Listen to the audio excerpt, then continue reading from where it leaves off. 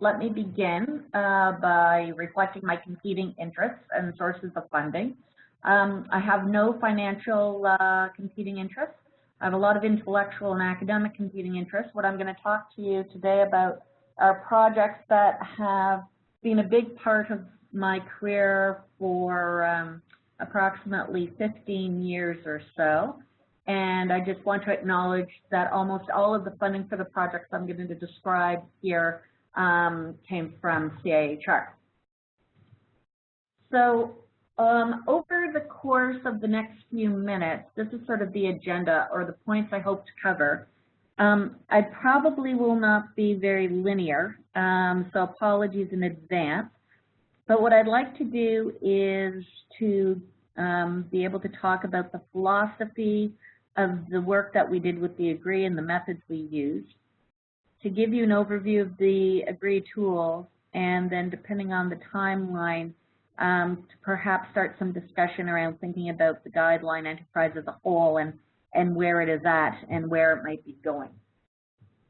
So to begin, I just want to get down to very fundamental basics about the types of things that I've been spending some time historically on, and it's clinical practice guidelines. Here's a traditional definition that's currently being used.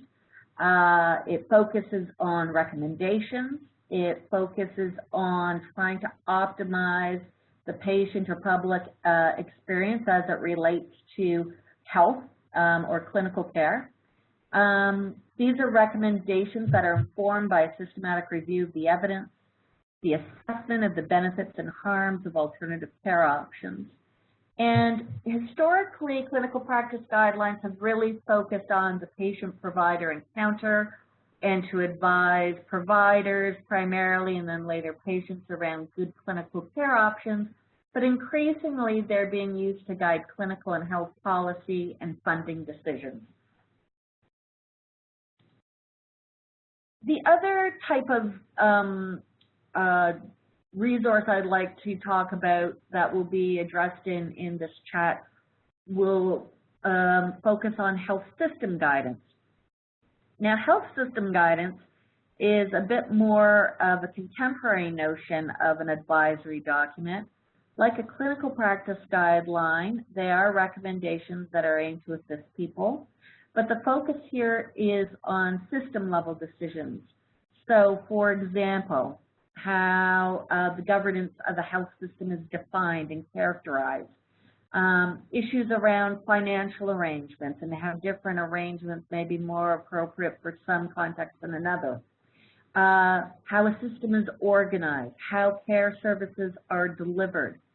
So one way that I think about this is where clinical practice guidelines focus on the clinical care actions or health care options, health system guidance focuses on the system or the process to ensure that good clinical care can be delivered. Many guidance documents or advice documents actually tackle both ends, both clinical issues and the health system governance and guidance that's required to implement them. So, for example, guidance coming from the World Health Organization often has two hats. One of the things that I think is important that underpin a philosophy of guidelines is that one way to think about them are that these are documents, these are recommendations, and then there's something that we do with them. We have to implement them, get them used, get docs on board, etc. And that's true. However, if you think about guidelines as a process, not just the end result of the guideline, but of a process of going through the guideline development process and thinking about evaluation and how things can be monitored and evaluated, and thinking about the implementation of the actions you're trying to craft, I view guidelines and a key philosophy of the AGREE team is how guidelines can create cultures or networks or communities of practice, whatever word that resonates with you, of individuals who are receptive to the idea of evidence, that they understand the value and limitations of evidence, that the individuals understand evidence in a broader context, that it's one piece of the pie and of the puzzle, and that they ultimately can use evidence to inform decisions. And I see the process of the guideline development both as a social and scientific process that engenders or raises the bar around these key foundations of making better evidence users within our community. So the guideline project becomes the point around which this culture can emerge, it can evolve, and it can be sustained.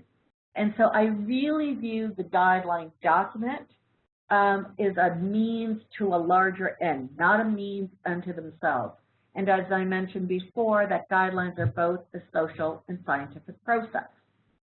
So with this setting of the stage, we come to this idea of the AGREE consortium.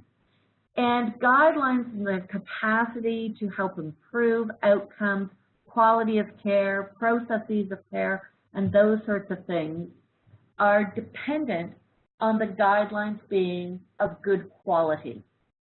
And the reason for that is if you're trying to implement bad advice, advice that is biased, advice in which the context is not being taken into account, what can happen is that you won't see the improvements you're hoping for, or worse, if you're advising on bad practices or harmful practices, you can in fact do damage.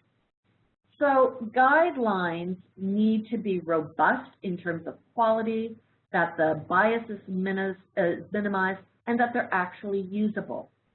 So an international consortium called the AGREE Consortium, the Appraisal of Guidelines for Research and Evidence, began a process many years ago around can we create tools and resources to support the guideline enterprise where we are able to achieve these goals. Optimum quality of the guideline, a guideline that minimizes bias, and a guideline that is actually usable. And so what I'm about to present are a series of these tools that have come from this group. Different folks have been involved in different tools, but the things that these tools have in common are they're tools to evaluate the quality of guidance documents and also to serve as a blueprint for their development and reporting. And the logic here is if we have a way of being able to say with confidence that this is what we view as good quality, what you're hoping to see, therefore, is that it was done in the guideline development process, and if it was done and having to know that it was done, that it's in fact reported in the guideline. So that's why we see our tools as not only evaluation tools, but tools that can serve as a blueprint for these other goals of development and reporting. So I'm going to begin with the first one. And this came from the idea that the guideline enterprise is multidisciplinary and multisectorial. The idea that there have to be lots of people involved in the guideline development process. We have to think about policy users, administrators, patients, researchers, the guideline developer, the methodology type folks, and clinicians and others who would be users of these tools.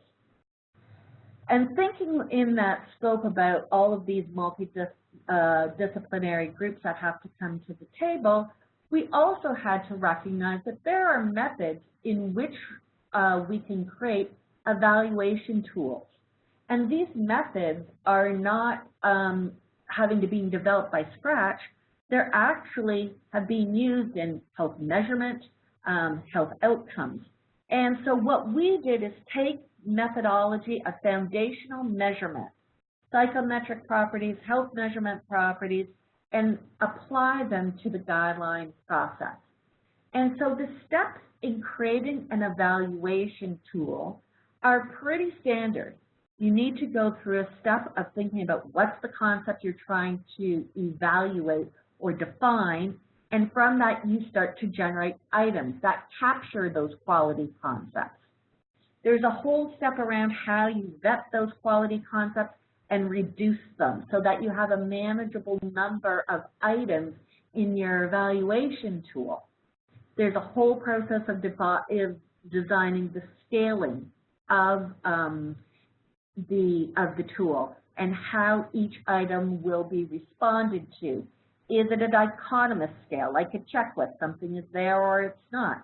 Is it more of an ordinal scale? These things, there's a whole step around that. There's also a step around how the items within a evaluation tool cluster and can be categorized into domains. Is your tool sort of one component, or are there smaller components that define different aspects of your tool? And then there's a whole process of establishing reliability and validity of your tool. So these common things that you see in measurement more generally are the common steps that we use to create the AGREE tool. Another thing, though, that we did and spent quite a bit of time on is the aspect of usability. And when we think about usability, we think about, are the items acceptable? Is it feasible to apply? Do the ultimate users support and can see themselves using this tool? So we not only have sort of methodological issues around item development, item reduction, reliability, and validity, we also have to make sure that it's practical and feasible to apply in real life. So where did this all begin? Well, the first AGREE tool started as PhD projects early on in the 1990s. François Clouzot did some work, and again, we think about guidelines now. Well, of course that makes sense, and it's pretty straightforward. But back in the 1990s, the idea of clinical practice guidelines, the idea of thinking about quality in clinical practice guidelines was very new. And so François began a project around thinking around what do we mean by guideline quality? What do we mean by this concept? And she worked that up as part of her PhD, and she developed the very first phenotype of the AGREE tool, which was called the Clouzot instrument. And this instrument did the item generation and reduction process, and it was a good first start to have within the guideline community back in the 1990s. Then a bunch of Europeans started to come together and work on, can we improve some of the properties of this original instrument that Françoise did as her PhD thesis and continue to develop it. And that began work with the European Union and a few Canadians, myself and George Broman, who also used to be part of the Ontario Cancer Program, and contributing to the first AGREE. Now, the first AGREE was a first of its kind in terms of thinking through some of these ideas of how do items cluster and all of those sorts of things. And it resulted in our first product, which was the original AGREE instrument, which was comprised of 6 domains and 23 items, and each item was rated using a 4-point response scale. So a lot of work went into creating these items and creating these clusters, and the 6 clusters or 6 domains that came out were things related to guideline quality, the scope and purpose of the guideline, stakeholder involvement, the individuals who are involved in the development of the guideline, the rigor of the development process itself. Was the guideline clear? Were the recommendations clear? Was there any evidence that they were applicable to the context in which care would be provided? And was there some sort of editorial independence? And that was the first instrument that was done and released. So we had something, and this was in the early 2000s. So why did we want to keep going? Well, one of the things that the original AGREE item focused on was looking at primarily clinicians. And what we were recognizing is that guidelines were for more than just clinicians. And we wanted to know whether or not the guidelines tool, the AGREE tool, and how we evaluated what was a priority applied to all the different types of users that were out there. We wanted to improve the measurement properties of the tool. We wanted to find out, is this tool actually usable? And as it relates to usability, we were looking at trying to figure out, can we create a shorter scale? Or can we tailor the scale so that for policymakers, maybe there are certain quality items or quality components that are most important to them, and we could create almost like an agree for policy, an agree for developers, an agree for clinicians, those sorts of things. And finally, we were interested in figuring out how is it that we can efficiently teach people how to use the agree tool, so that we didn't have to go schlepping all over the place to teach people how to use the instrument. Was there a more efficient way of being able to do that? So that led us to bring the work of the agree to Canada, still international in scope, but we got some money in Canada from CHR, and that began our work with the agree 2 work.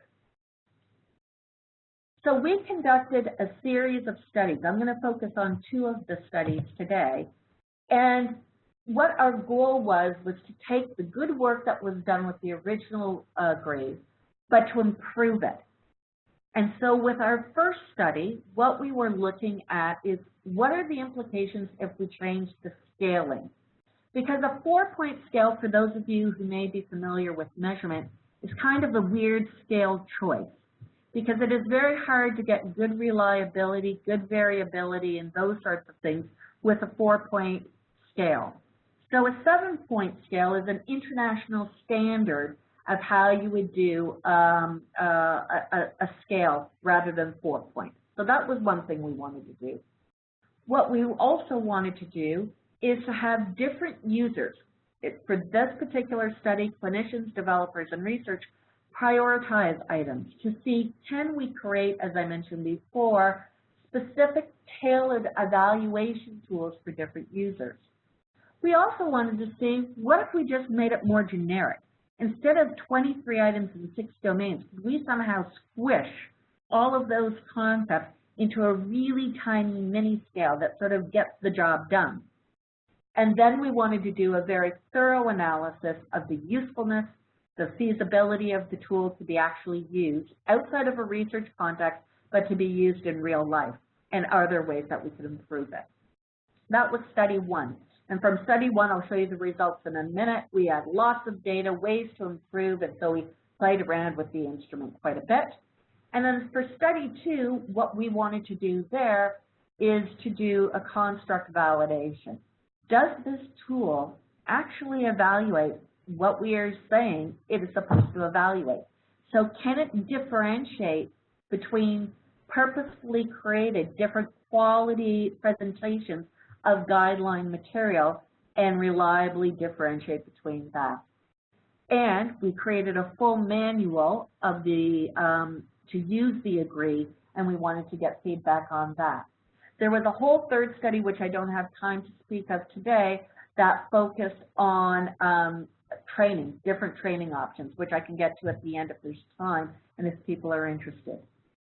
Anyway, these were the 2 studies that we focused on, and these are our core findings. We were surprised.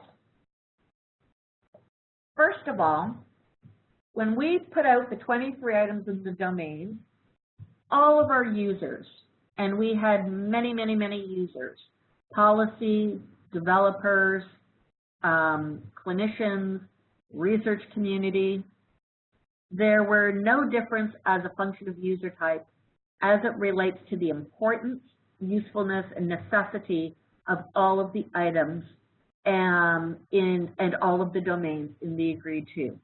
On our 7-point scale around these metrics, all of the items, all of the domains, by all of the user types were greater than 5. So there was no data to inform tailoring. Our users, when we looked at their feedback, said all of this is very, very, very important. Okay, well, that surprised us because I thought we would have had differences. When we looked at the agree GRS, which is an acronym for Global Rating Scale, which is the really short scale that we put together, and it was a generic short item scale where we took everything of the agree and pushed it into just a few items and made the domains and the items the criteria, All of the users, again, said all of the items, these are great, this is super. But much of the feedback we received is, why would we have a short scale when there's the long agree scale already in existence? That's more detailed, that's more nuanced, that's more helpful. So that was quite interesting, that although people liked the agree global rating scale, they kept referring back to the the agree to, and thought it was not necessary to have this global rating scale. However, when we looked at the performance of the scales, we were pleasantly surprised to see that the outcomes associated with clinical practice guidelines use, intentions to use, and those sorts of things, both of the tools were good predictors of these surrogate outcomes. What we found with the agree to up here is that we had very good internal consistency and adequate Interrater reliability. The challenge with Interrater reliability, I was really hoping we could have reliable outcomes with 2 raters, and we were not successful at doing that. You need more. So, looking at all of this data, one other point. With the second study, we found that for each of the agree domains and the items, we were successful in our construct validity study to demonstrate that the agree to could differentiate between clinical practice guidelines where we purposefully created high and low quality, that it could differentiate between high and low quality accurately. And so that gave us reason to feel good about that, because we had not tested out that notion. And the and the user manual was also viewed to be quite favorable.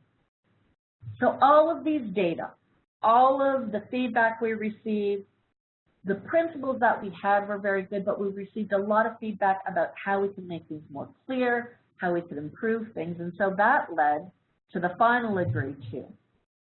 23 items in 6 domains. They're not the exact same 23 items as the original. There were some that were deleted, some that were added, wordings that were refined, but because there had been so much uptake with the original agree and people used to the 6 domains, we kept the 6 domains the same and the names of them the same. Scope and purpose, stakeholder involvement, rigor of development, clarity of presentation, applicability, and editorial independence. This time, all of the items were answered with a 7-point scale, and we had 2 overall items. So that was the agree to, which is currently the core overall quality assessment tool that the agree team has put out. So, what did we do after that? Well, we started to brand and to have it translated, and it's been translated in many, many different languages, and to create an online presence with the agree website. And what we feel confident in saying is that the agree to is very reliable and valid for the purposes of evaluating quality of practice guidelines. And we're feel very confident to say that it's a very good methodological blueprint to inform guideline development and reporting. So we have made actually an agree reporting checklist. Now, our use of the word blueprint is a really important word, because when you go to the agree to, it does not dictate specific methodologies to achieve these quality standards. It identifies the concepts that need to be part of the methodology. And what we can do is then point to other groups who focus on operational methods and defining methods that capture these quality concepts, such as the grade group, such as the Jim Public group, who really operationalize many of the criteria that are defined in the agree to. We did this for a couple of reasons. One, when we were developing the agree to and then looking and trying to map it onto existing tools, one thing was quite striking is that there are definitely gaps in the specific methods to achieve optimal quality. And these are areas of scientific and methodological development that are happening internationally. So we didn't want to point to things that were not ready for prime time. The other thing is, by keeping the quality criteria consistent and not predefining specific operations, it allows nimbleness and flexibility that as new methods come on board, that we can continue to point and modify while keeping the quality concepts intact. So it doesn't bind the user to a particular tactic or method. It gives the user that flexibility to look at the methods that are out there. We do point to specific methods as examples, but it also gives users an opportunity to achieve the quality standards in a manner that most resonates with their setting, that they can afford, and that are feasible. This is just its public-facing look with the Agree website. And so we finished the Agree 2. We were very pleased. It was finally done. We could finally try to put some papers out. We could put it up on the website, all of those sorts of things. But we kept going. And this is why. Agree 2 really looks at the whole guideline process. It looks at who's involved. It looks at the methods. It looks at the scientific components. It looks at the whole guideline from start to finish component. So what we recognize is that you can have really excellent people at the table, really great methods, good science, good all of that, but it's not sufficient because it sometimes has been found, and I'll show you a slide about that in a sec, that it doesn't ensure that the specific recommendations, the specific statements of action or to stop action are clinically appropriate, trustworthy, implementable. And so when we looked at the literature, as we were starting to wrap up the Agree 2 and looking at the scope of the Agree 2, certain studies came out that sort of showed, hey, you could get really great Agree scores, but you know what? The clinician still didn't like the recommendation. Here's one of the examples where Nicholas and all had 5 musculoskeletal guidelines evaluated with the Agree. They found that the Agree scores were quite high, but they also had folks looking at the clinical acceptability of the recommendations. And although the Agree scores were quite high, aspects around the clinical acceptability, were more questionable. So, for example, that the CPGs often admitted important clinical encounters or contained content of uncertain clinical validity. And Nicholas has done this in a couple of different clinical scenarios where the match between the Agree quality scores and methods and development scores still can result in clinicians saying, not quite, this doesn't feel quite right. And so this led us to our next bit, which is called the Agree Recs, which is a short form for recommendation excellence. And what we wanted to do here is to create a reliable and valid tool to evaluate the quality of recommendations. Not the whole guideline document and the whole guideline process, but the recommendations. And also then to provide a methodological blueprint to inform recommendation development and reporting, and also as a means to reduce the amount of guideline duplication to also enable users to assess the suitability of an existing guideline recommendation for their particular setting. Will it work? Is it suitable for adoption in their own setting? That was the goal of the Agree Recs. Now, important issue here is that the Agree Recs was not meant to replace the Agree 2. It was meant as a complement to the Agree 2. And I'll get into that in just a minute. We used the same principles of health measurement and usability to develop the Agree Recs. So we did it in 3 ways. Way up here, these 2 studies were done to start generating items. So we never had a PhD student, Francois Clouseau's experience that we could start from. We were starting from fresh. And so we ran some work with our colleagues at the University of Toronto. Monica Kastner and O'Neill Bhattacharya were key collaborators who came into the AGREE fold, and we did a realist review. Now, if any of you have done a realist review, you certainly know that is a heck of an undertaking. So what we wanted to do is to look at those features across many different research disciplines and conceptual disciplines that were linked to factors and components that facilitate the uptake of a new innovation.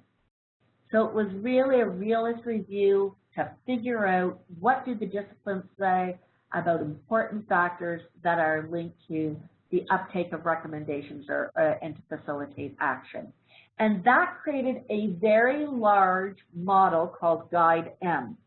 It was comprised of 6 key factors, or 6 domains, subdomains, subdomains, et cetera, et cetera. There were many, many concepts. But the one domain that really resonated, as it was for the purposes of the AGREE Rec, was the deliberation and the contextualization domain. And what we wanted to do with that work from that domain were the items that came from the literature, to start with those items as the foundation for our item generation and our item reduction. So we then began to create a series of studies where we took these items, defined them, started to make an instrument out of them, and then apply them to clinical practice guidelines with the goal of looking at measurement, usability again, but also to look at baseline, this idea of guideline recommendation quality. So in our large study, we had 180 guidelines, 367 individuals who participated from 52 countries and 6 continents to apply the AGREE Recs draft instrument to the guidelines, to look at the performance of the instrument, to get the usability testing, and to gather data so we could start to figure out, is this draft instrument any good? And what we found is that the items that we put forward, the manual, the definitions, all of those things, they were clear and reported, and our users reported confidence when applying the draft tool. They found the items and instructions helpful and complete. The items in the AGREE Recs draft instrument predicted overall assessments of quality.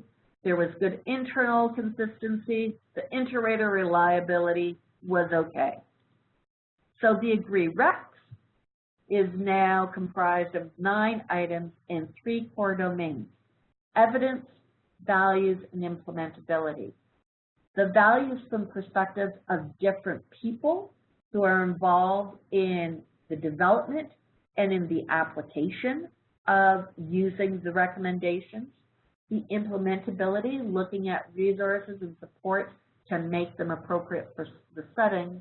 And the evidence, while it looks like it is a repeat of the evidence component of the AGREE 2 instrument by name only, in fact, the evidence is looking at the clinical relevance of the evidence, relevance to patients, and the like.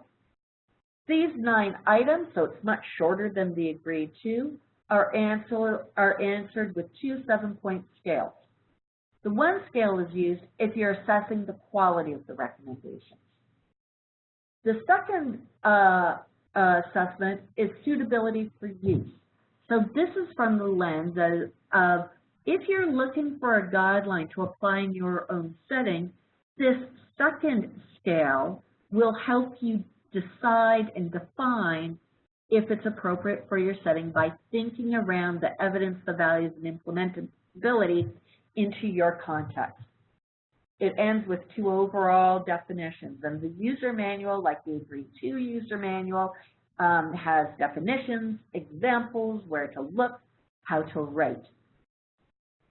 And just like with the Agree To, what we focus on is looking at quality criteria and pointing to where operational strategies can be used to be able to enable developers to implement quality criteria in their protocols and in their processes.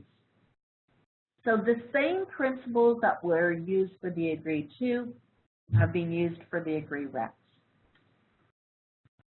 So that's clinical practice guidelines. What about health system guidance, which is a bit of a different beast, as I mentioned at the beginning?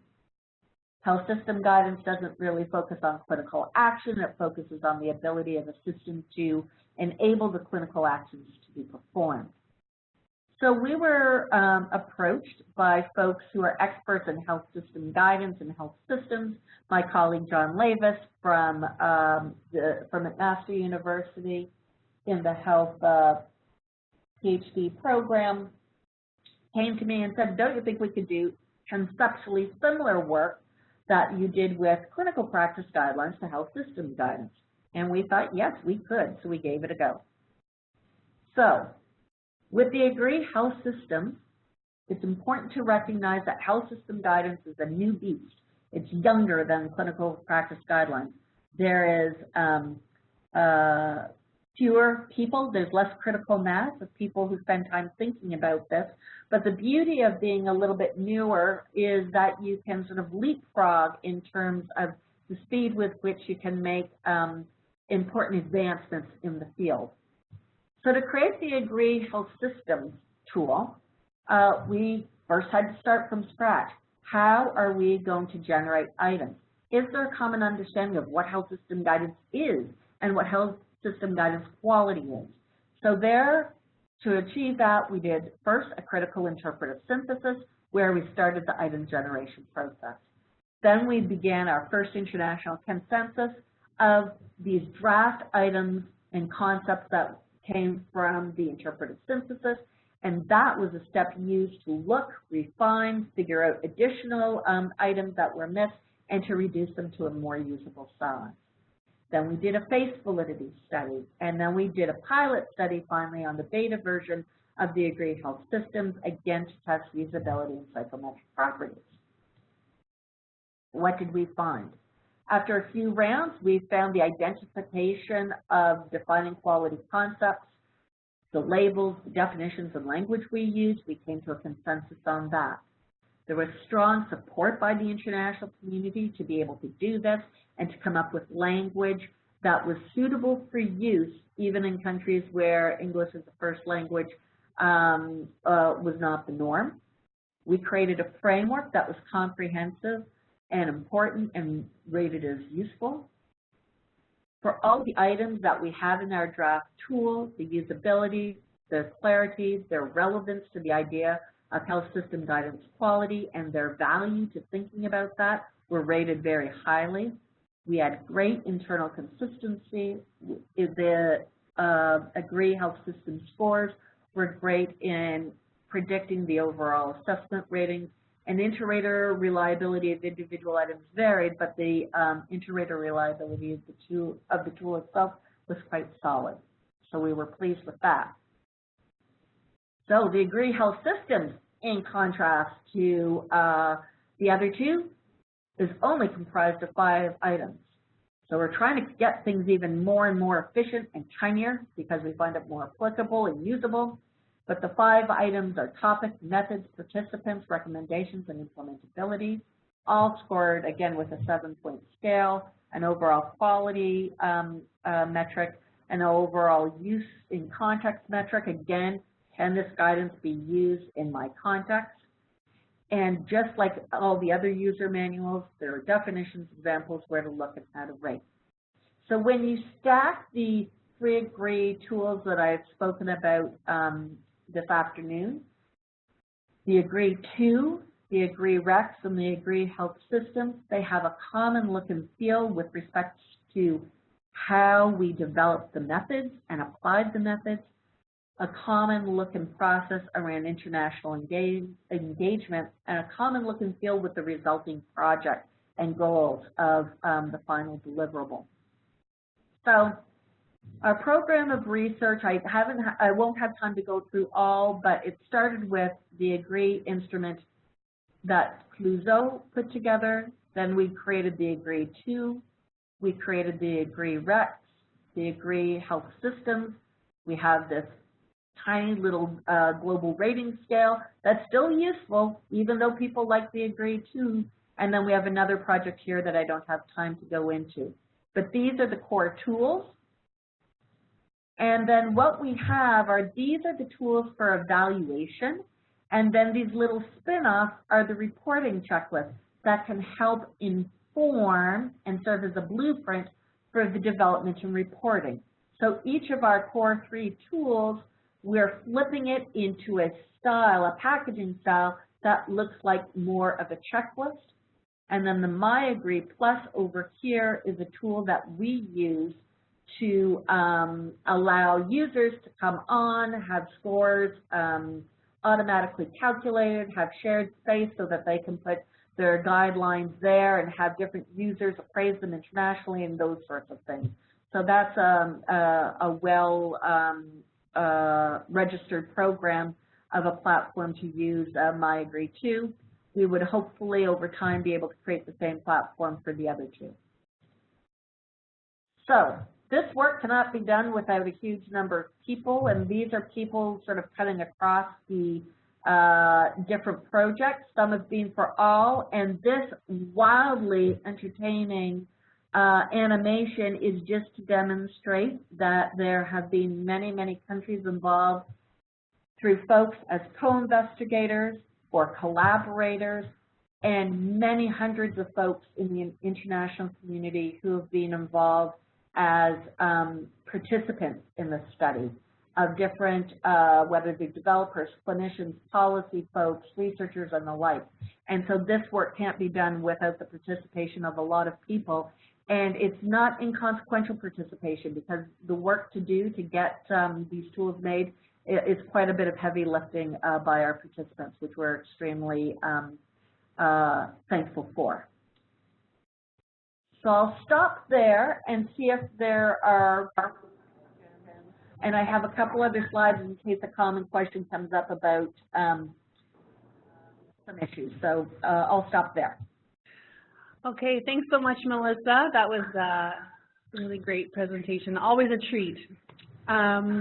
So we actually have some questions that have come in already, so I'll get right to it. So the first one was from about the part of the presentation when you were talking about agree to and the core findings slide. Yes, yeah. And their question was, did you also approach decreasing items or scales based on factor analysis? Yes. For each of the 3 items, not just the agreed to, we ran factor analysis again. I should say, well, let me step back. For the agree, the original agree, that clustering and the name of the domains came from the original principal components we did for the first one. The second one, we did it again, and some items dropped and some items did not. And some items we in fact kept, even though the loading score was a bit weak, because people, from a usability perspective, they were so much wanted that we just kept them in. So we did that. With the agree HS, it is just one big blob of 5 items. With the 3 domains in the agree Rex, we have placed items in those domains, but that is not done statistically. We did it based on it made good face validity, but the study did not allow us to do a principal component on our final version of the agree Rex. And so that one is done based on face validity, because the 9-item version of the agree Rex, we are now going to be releasing it and then gathering data afterwards. All right, thank you. Okay, the next one was from about the part of the presentation when you were talking about from CPGs to health system guidance. Yeah. And they asked, how heterogeneous were the clinicians and patients that the guidelines were implemented by, and who rated usefulness and clarity? Okay, so the folks that this is for the health system guidance one? Yeah, from the slide Okay. at the top it says CPGs to HSG. Right, okay. So for the health system guidance, the folks that we had involved in developing the items and providing item reduction and the face validity work, they were done by, we had representations from each of the WHO regions in the world, and we had a collaborator within each region who would identify people who would be appropriate. So these people were primarily, I don't even know the best word, methodologists, intermediary methodologists, people on the technical end of things within the guideline development aspect. We had some senior people also participate, which was good, but we do not anticipate that those people would be the ones who would be actually applying the tool in real life. And so the WHO representatives could be clinicians, or they could be methodologists, or they could be both, but they were part of the technical grouping. For when we did the health system guidance and applied it to get the baseline rates, we used what we considered, you may disagree and it's open for debate, who we thought would be the people who are most apt to be applying the HSG, more methodologists or technician style folks, and so we recruited them from the Global Health PhD Policy and HRM programs, and they rated between 9 and 18 of the health system guidance with the beta version of the AGREE-HS. Great, thank you. Okay, I have a couple more here. They asked, can you share any stories about research done to observe or assess AGREE high-scoring CPGs as implemented in complex clinical settings, like adherence, frequency of use, and patient outcomes? So to do that versus, like, as an example in contrast to low quality? So we, okay, so let me step back. So we have, so we do not have any data that links quality scores to actual processes of care or clinical outcomes. We don't have that as sort of an a priori study. There are some studies that have looked at guideline adherence and guideline, yes, adherence is probably the most appropriate word, and we can look at those and look at how the quality is, but we've not done a prospective analysis in looking at are there variations in adherence in processes of care and in outcomes of care. What we do know is that measures of acceptability, intentions to use, confidence in the recommendations, those sorts of metrics are linked as part of the work that we have done. But that study around does a difference in quality score result in different outcomes later on, we have not, and I do not know of anyone who has done that piece of work, but that would be very interesting. Complex piece of work, needed piece of work, but to be able to make attributions around why things are happening, it's pretty complex, but I still think it'd be pretty cool to do. But we have not done that. Thank you. Okay, one more. So far, one more.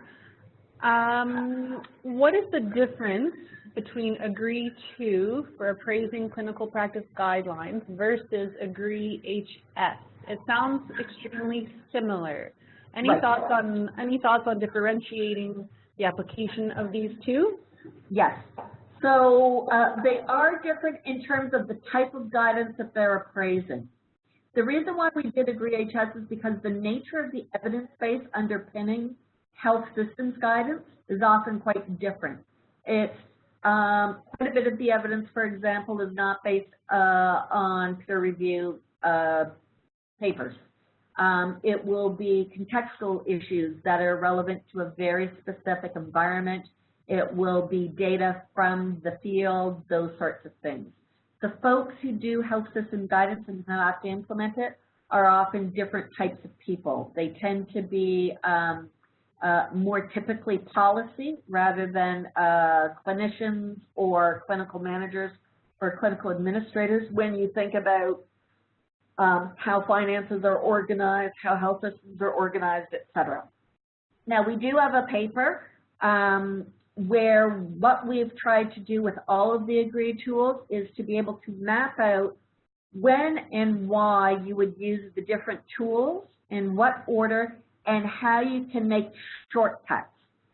So this is a paper that's really focused on, we have all this stuff, when do we use what when, are they the same or are they different, in what context would we use one versus the other, to lay that out more explicitly. So it's less of a technical paper around here's some reliability, validity, and usability stats, and really more of here's all the bits and here are tactics to use, and again, how we can shortcut it so it's more efficient and usable. At the end of the day, these are just tools.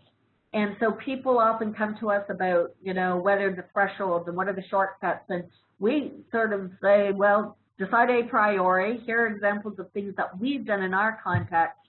And you can, as long as you're explicit, the worst case is that people may disagree with you. But if you're explicit about what you're doing, how you've chosen to do it, et cetera, I think that's what matters the most. But we are providing a paper, or hopefully we'll be able to get this paper published about a how-to to use all of those things and answer very transparently some of those questions. Awesome, thanks, Melissa. And so that's a paper that's coming out? Well, it's in my manuscript box of things to finish, and I think I have it, but I'd like to maybe blame my colleague Karen, but I know that's not true. I think either I have it or my colleague Yvonne Flores has it, and we have to get it out. But yes, we have a draft. Okay, great. Draft too. Excellent. So yeah, I would love to send that out to the group once it's ready for public consumption. Super. So far we've gotten through all the questions. Okay. Can I go through then 2 more slides because it addresses one of the questions that came up? Yeah, definitely. Okay, so I just put this at the end because I didn't know. So there's lots of guideline resources. So Agree Stuff, GRADE, GLIA, IOM, GIN, professional associations, they've got lots and lots of stuff. So as a thought experiment, one of the things I think we continually have to ask ourselves in the guideline field and beyond is what's the value proposition? And so for each methodological step, there's a cost. It's a cost in time, resources. Should you be like doing that extra wee step? Or is it better suited to develop another guideline or just focus on the implementation of the guidelines that you have it? And so I think something that I encourage everyone in this field to think about is each step worth it? What are the outcomes that are most important? How are we, and are we actually properly and rigorously evaluating these methods? So when I talk about Agree 2 and Agree Rex and Agree HS, and people say, what makes, like, what's the quality score? That's the good quality score and bad score. And quite frankly, I have no idea. I don't know how we decide that. And if we think about these as simply methodological tools, they're there to support, not make your life more cumbersome and difficult. To me, that's really, really important. So when I talk about shortcuts, people get nervous when I talk about shortcuts and, you know, does it mess everything up? Well, I don't know if it will mess everything up, but I know you can get things done more quickly. So if you need to make shortcuts, be smart about it. And so that leads to the whole idea about the benefits and risks of methodologies, and when is good enough, and being able to balance the need for really pragmatic methodological advancements that are still rigorous, but not so onerous that it just paralyzes, in my case, the guideline industry because they simply do not have the funds, human capital, the skills to reach these high-quality goals. And I think if we think about it as small iterations of quality improvement, maybe what you do with your first guideline is get to this step, and maybe the next time you add an extra step, and maybe the next time you add yet another step. And maybe there are certain steps you can never, ever manage. Maybe it's not a part of your remit. Maybe you don't have the time or money to do so. And so I think if we focus on small improvements, doing the best that we can, and trying to balance the science and rigor with pragmatism, I think that's where we can all win. So that was my little preachy service at the end. Fantastic. Thank you so much, Melissa. So I haven't gotten any more questions, so I think we can wrap it up right on time here.